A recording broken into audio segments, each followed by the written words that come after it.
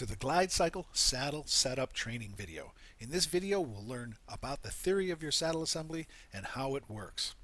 Literally, the GlideCycle Saddle Assembly is the first of its kind that allows the human body to be carried by the weight of its pelvis in this unique seat design. What's so different about it? Well, a normal seat, if you look at, will be flat to the ground. Your body would sit on it and allow your legs, to hang off the sides and to operate as on a regular bicycle. The GlideCycle seat is designed to sit with a high degree of tilt on the seat section, on the saddle section, which allows your body to hang from the ischial tuberosities or your butt bones, much like you were standing up against a table and talking with somebody. Now, if you were standing against that table and talking with somebody, you lean forward, you're going to fall off. That's why the GlideCycle Saddle Assembly has a pad that is meant to connect with the pelvic bones in the front of your waist. And that prevents you from sliding off of the seat and down into the tube. Therein lies the uniqueness of this saddle system. Your legs are able to move freely without encumbrance while your body is suspended from the air. What a unique and novel design, and it really works. It takes a little bit to get accustomed to it, like it would to be accustomed to your new ski boots or your new rollerblade boots or any new sporting equipment. So allow yourself to do some due diligence and allow neuromuscular orientation to occur as you go through your first hour or two of riding. Now let's talk about the seat and saddle setup. As you pull it out of the bed, you'll find the pelvic post has an adjustable riser tube on it with a pin in the beta model. Pull the pin and establish your seat pelvic height here. About the fourth or fifth hole down. The fourth or fifth hole sets the pelvic pad in the middle and works for most people. If you're particularly short, you might want to go down one hole lower. Particularly big person, you might want to go one hole higher. But just start out with it in the position and everything will work. Why does that work so well? Because the saddle, the seat actually part of the saddle assembly is on a riser that allows it to travel upwards and downwards in relation to the pelvic pad itself. So as a heavier person, a larger person moves the seat back, that allows the saddle or the pad to rise higher on the pelvis. As a narrower person who's assumedly smaller moves the seat forward, as I am here, you can see the relationship has changed again. So most of the adjustment is in the rear saddle assembly. For most people, start out with the saddle assembly about in the middle, and that should work for an initial setup. If you find yourself falling through, we'll want to move it forward. If you find yourself extremely tight and your thighs are being compressed against the front of the pelvis pad as you run, then get off and we'll move this seat pad a little bit further back. But that's your initial introductory seat saddle assembly positioning. Sit on the top, middle position on the seat. We're ready for stage two. Stage two is to take the saddle assembly and actually put it into the bike itself. Most people use the forward top strap in the second hole from the top. The next strap is simply and always one hole down. I like to keep these pretty close to each other. You can put them in different positions, but this is a real good starting position. If you're a particularly short person, go down one more set of holes. If you're a tall person, go up to the top set of holes. And it'll work for most people.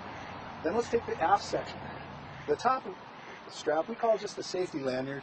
It's not going to be in use. You never want any tension on this strap. You just want to hook it into a hole where it's going to be out of the way. It is the rear strap here that is the only control strap on the back, and for most people, it's perfect in the second hole from the bottom. Why do we have all the extra holes, you say? Well, it's just so that we make our tubes interchangeable. We may change that design in the future, but it's working well for us now. So, as an initial setup, this is a good beginning. Now we go to stage three of the setup. Stage three involves just simply standing next to the GlideCycle, running your hand across the front of the seat. Bringing that hand from the front of the seat straight up to the top of the GlideCycle, I see that it's positioned just slightly to the rear of the center. I really want it about 2/3 of the way back of the space of this operator's envelope here. Why is that? Because I want to place a good separation distance between my hips and the footrest to give myself a comfortable distance to operate the glider downhill. If you're a particularly short person, we may want to move more towards the middle. A particularly tall person a little further aft. Most people, again, 2/3 of the way back, even with the front of the seat. How do we achieve that? Once we see where it is, we simply grab the back strap and tug on it until we like the position. Yeah, that looks really good for me. Now, the next thing for setting up your seat for the first time is to simply drop, by lifting these strap release controls, drop the two straps in the front down really low and make it easy for yourself to get into the saddle assembly. To get into the seat, I'd like you to stand with your body to the left of the seat, with your right hand on the top of the bar, your left hand on the top of the pad. Simply walk to the side, to your right, allow the GlideCycle to come over your head until you can simply step over the saddle without falling, without tripping yourself. Hold the saddle upright, lift the GlideCycle back up, and you'll see the saddle assembly comes right up on you. Now I want you to sit down into the saddle assembly and wiggle your body. Having your brakes on with the pin locks is real good, your parking locks. And in this particular case, I'm finding that I feel a little tight. Why am I tight? You can see the ideal situation is when this pelvic pad rests, let me take my coat off a little, when this pad here rests exactly on the top part of these pelvic bones that are in the front of your pelvis. If it's too low in the case I am now, when I go to lift my leg, I'll be encumbered by the pad, so we don't want to do that. So the way to adjust that is not by adjusting the riser pad here, but simply leaving the seat back.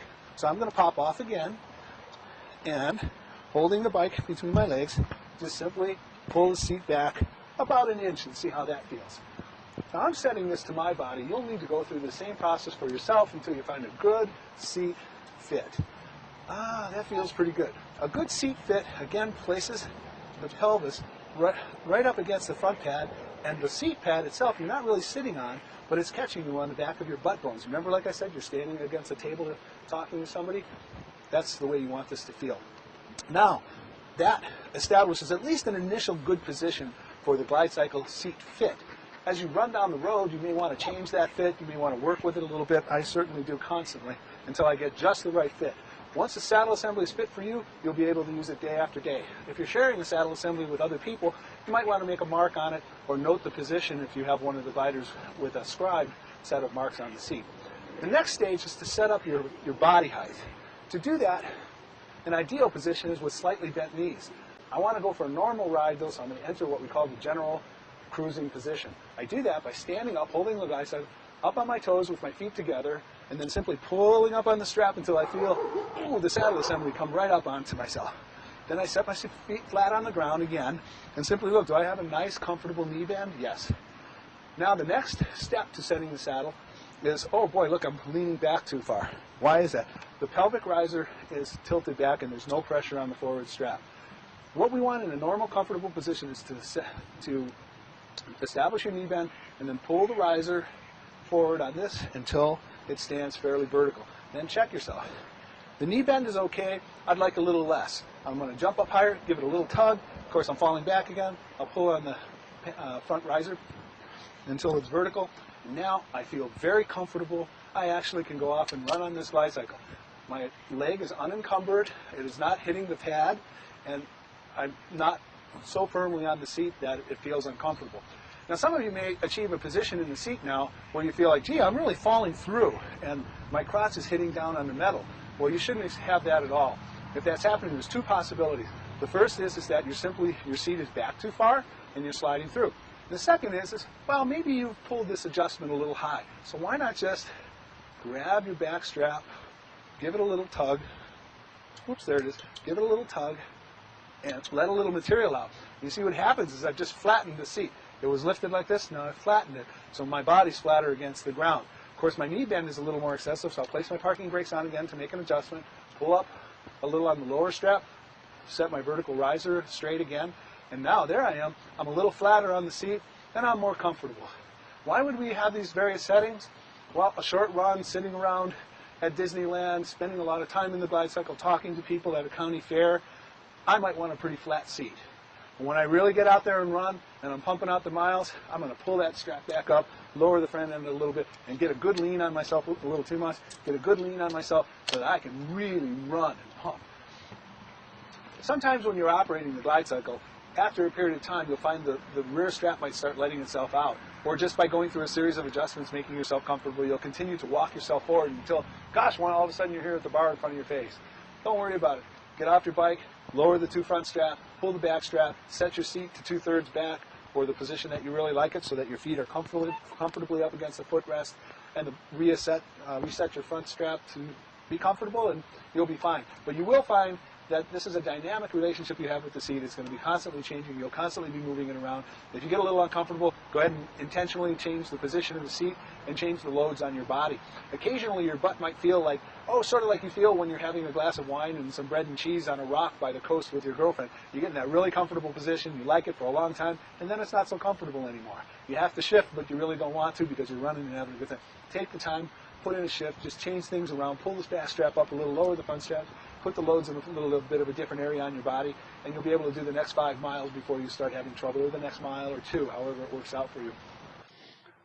For a deeper and more thorough understanding of how to use the GlideCycle saddle assembly as you encounter various terrain changes like uphill, gradual uphill, steep uphill, downhill, and general cruising and running around, refer to your manual. There's a great explanation in there about how to approach the terrain with your saddle assembly and how to use your saddle assembly as a transmission for your body. Please watch the rest of this video series and use the manual and these videos to really help you get the most out of your early training with your GlideCycle. Fill out what we're trying to accomplish with you here today. Is there a perfect setting for the GlideCycle seat and saddle assembly? No. It's all about comfort. Set it to yourself. Do your due diligence. This is my GlideCycle. I set it up for myself. I make it work for me. Take the time to make it work for you. You see the people on the videos? They're putting in miles. They're changing their lives. This can happen to you too.